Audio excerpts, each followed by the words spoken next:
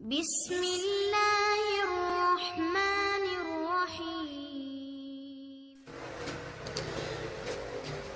السلام علیکم ورحمۃ اللہ وبرکاتہ۔ حضرت ابراہیم علیہ السلام کی قربانی۔ ذی الحجہ وہ مبارک مہینہ ہے جس میں اللہ تعالیٰ کے پیارے نبی حضرت ابراہیم علیہ السلام نے اپنے صاحبزادے سیدنا اسماعیل علیہ السلام کے ساتھ مل کر صبر و رضا کا ایسا منظر پیش فرمایا جس کی مثال نہیں ملتی۔ حضرت ابراہیم علیہ السلام نے ذی الحجہ کی 8ویں رات ایک خواب دیکھا جس میں کہا گیا کہ اللہ تعالیٰ تمہیں بیٹی کی قربانی کا حکم دیتا ہے۔ 9ویں رات پھر وہی خواب دیکھا۔ 10ویں رات پھر وہی خواب دیکھنے کے بعد حضرت ابراہیم علیہ السلام نے صبح اس خواب پر عمل کرنے یعنی بیٹی کی قربانی کا پکا ارادہ کر لیا۔ اللہ تعالیٰ کے حکم پر عمل کرتے ہوئے حضرت ابراہیم علیہ السلام نے اپنے پیارے بیٹے حضرت اسماعیل علیہ السلام کو جو اس وقت کم عمر تھے لے کر چلے۔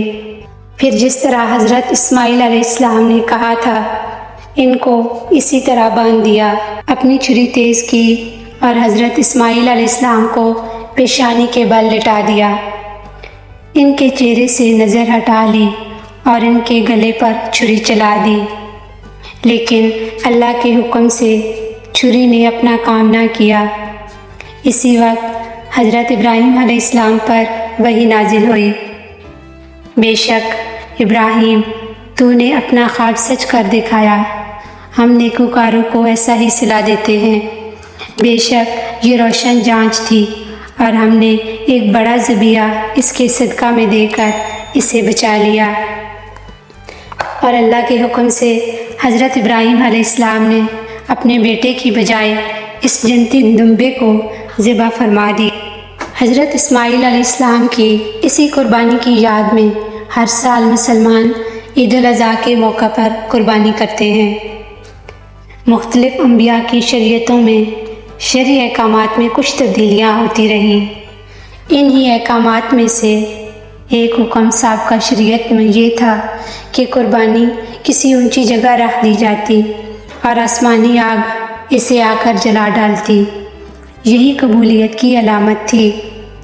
اس وقت بھی اللہ تعالیٰ کو بندوں کی قربانی کے گوشت یا خون کی حاجت نہ تھی اور نہ ہی اب ہے، بلکہ اس وقت بھی اسے آگ جلا دیتی تھی، اور اب بھی اللہ تعالیٰ کو جانور کے گوشت یا خون کی ضرورت نہیں ہے، بلکہ پچھلوں اور اگلوں سے سب کے اعمال میں اخلاص و تقویٰ مقصود ہے۔ یہی جذبہ اللہ تعالیٰ کو پہنچتا ہے۔ البتہ اس امت کے لیے یہ خصوصی انعام اور فضل فرمایا گیا کہ اس امت کو قربانی کر کے یوں پیش کرنے کا حکم نہیں دیا گیا بلکہ کھانے کی اجازت دی گئی۔ یہ اس امت کی خصوصیت میں سے ہے اور اصل مطلوب اخلاص اور دلی جذبہ ہے جو اللہ تعالیٰ کے ہاں قبول ہوتا ہے۔